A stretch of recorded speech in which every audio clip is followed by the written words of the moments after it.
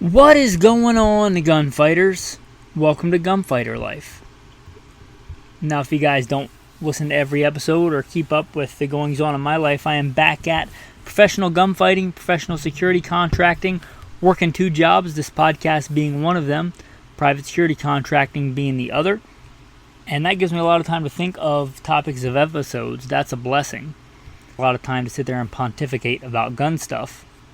Hopefully deeper matters too, but some ideas for gun stuff. Now I got a backlog of ideas, but I thought, I'm here to serve you guys. I do this podcast to serve you guys, so I probably should answer some questions.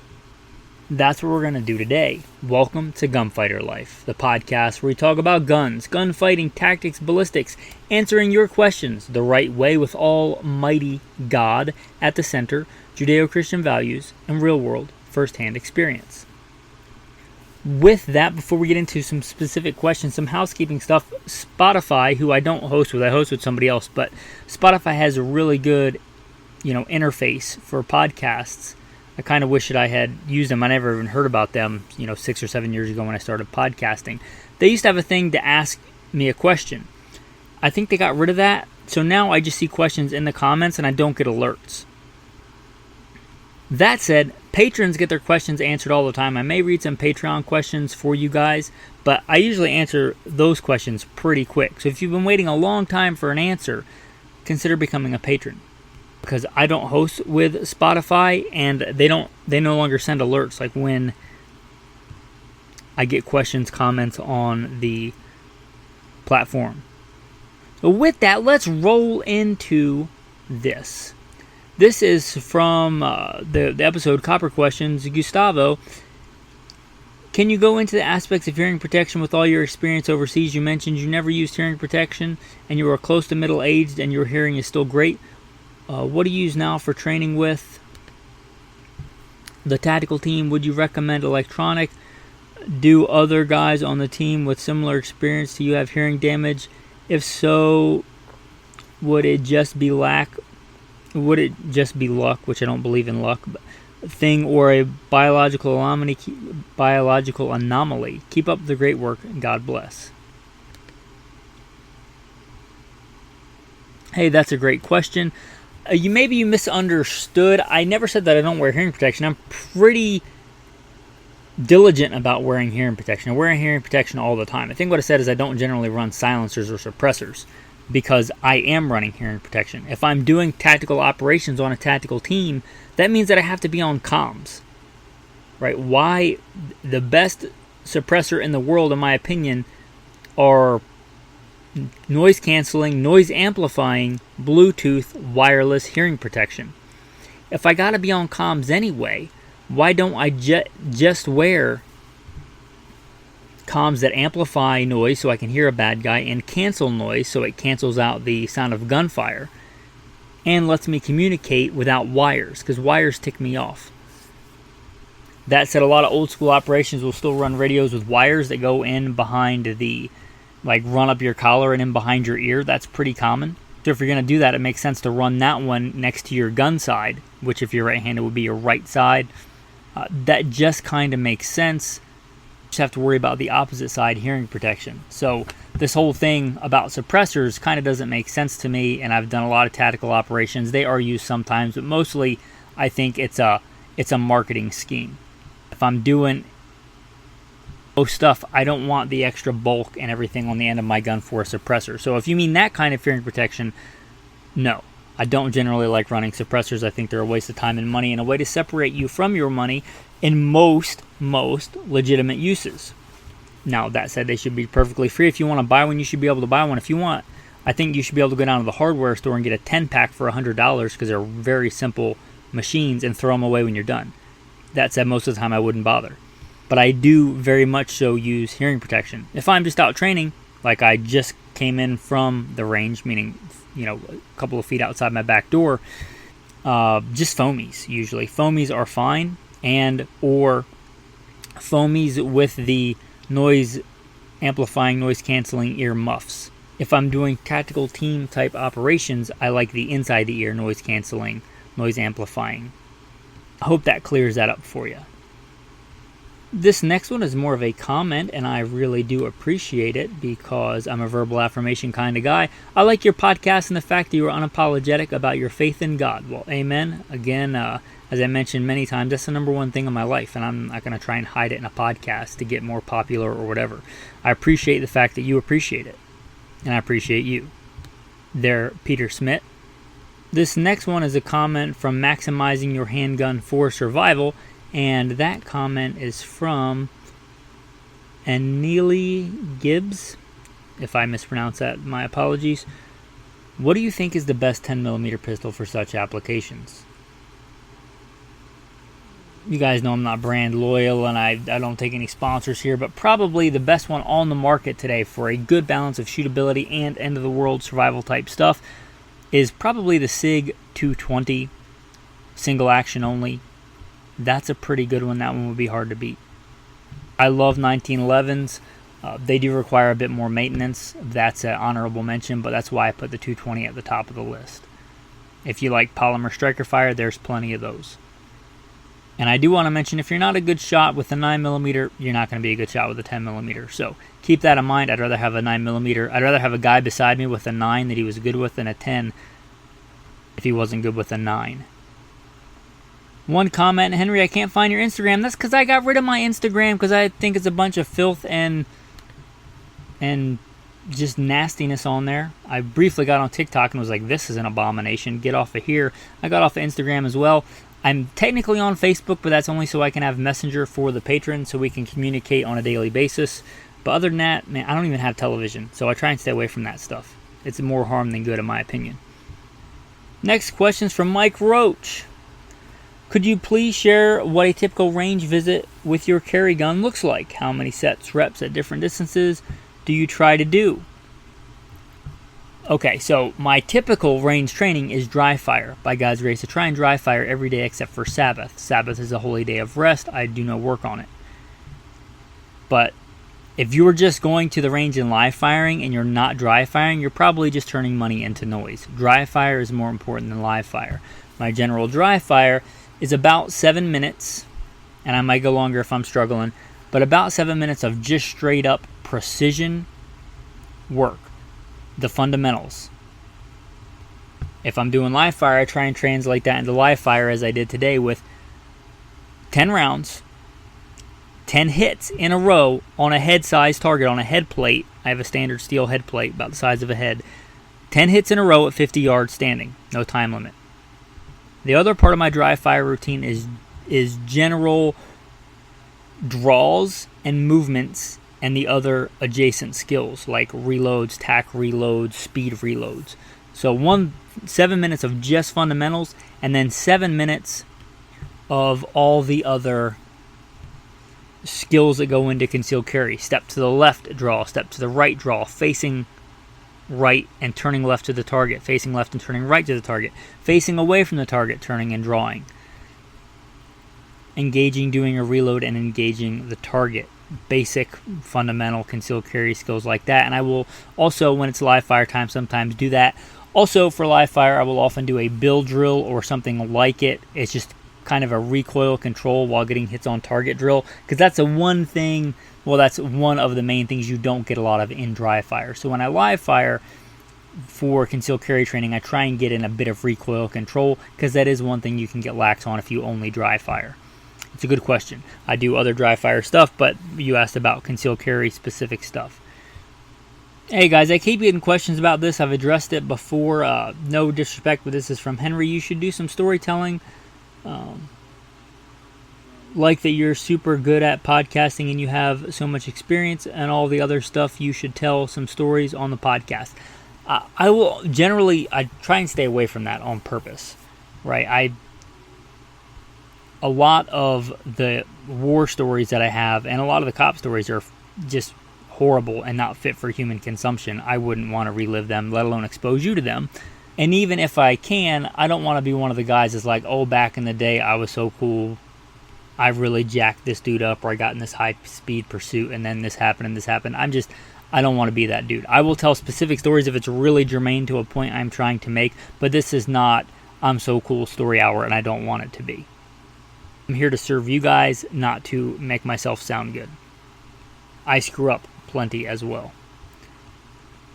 This is from Deke.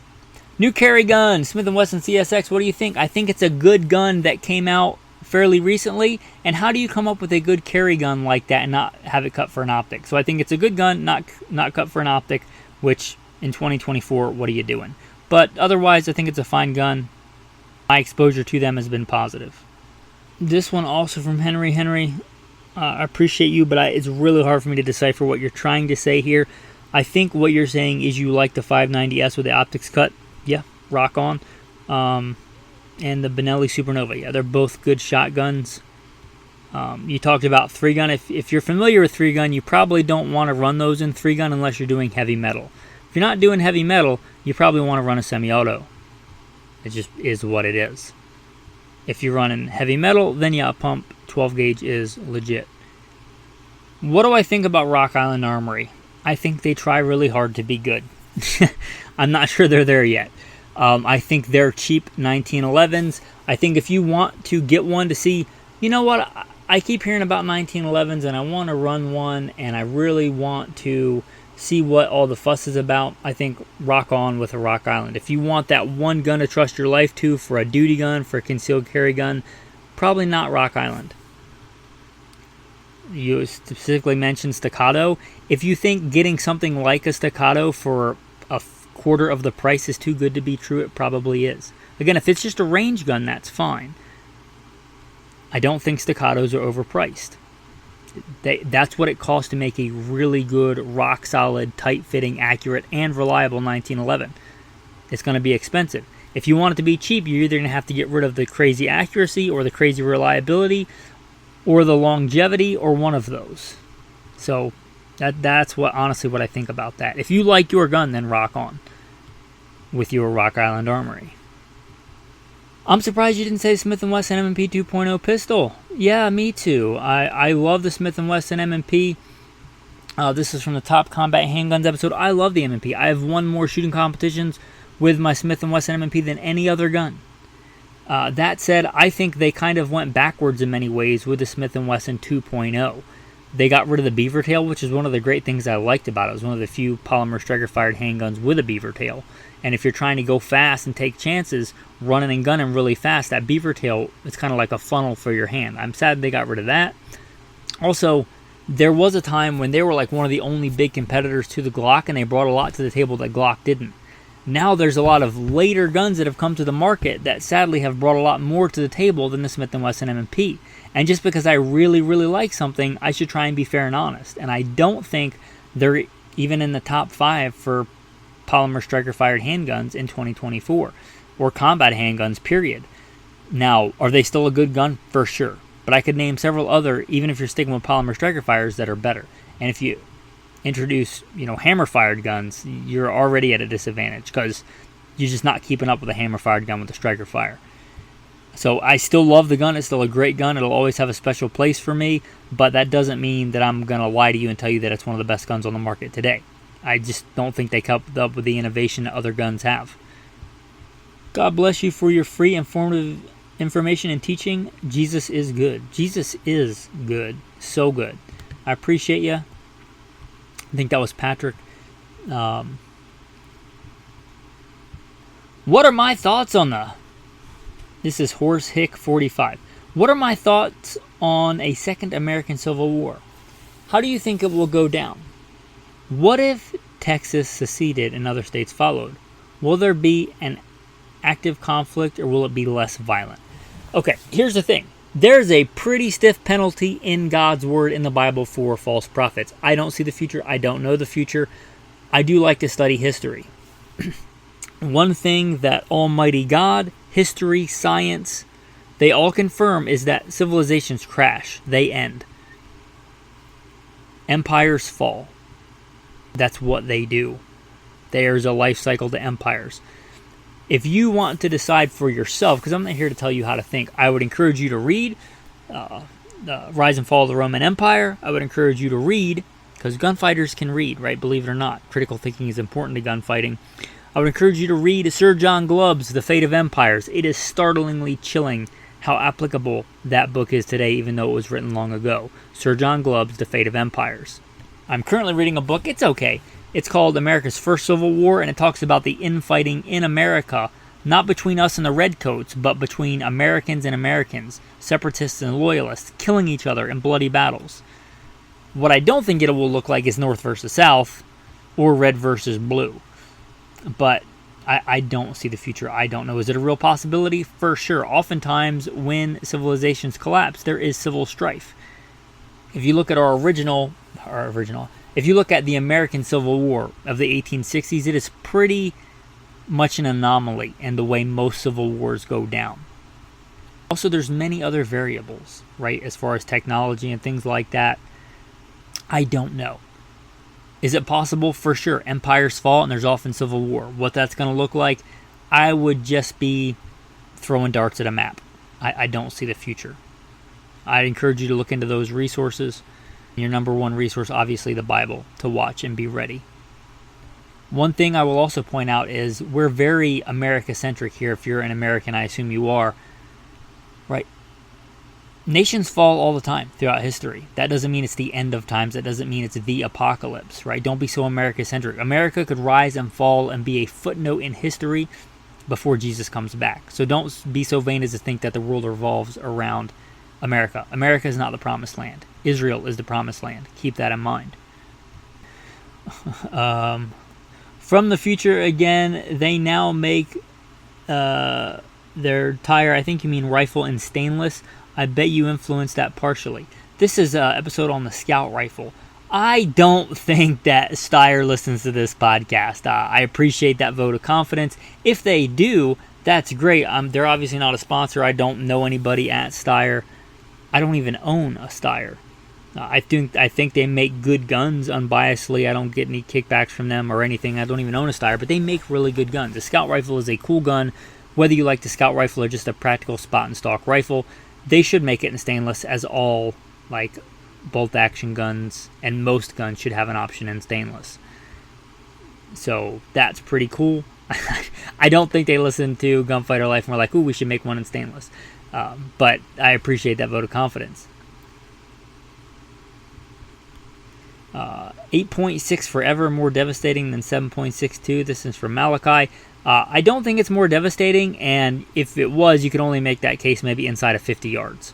8.6, probably a blip on the radar that will be forgotten about in a couple of years. I'd hate to tell you, especially if you're new to the gun world, the new whiz-bang cartridge is going to be a game changer. They come on the market all the time, and then they almost completely die out.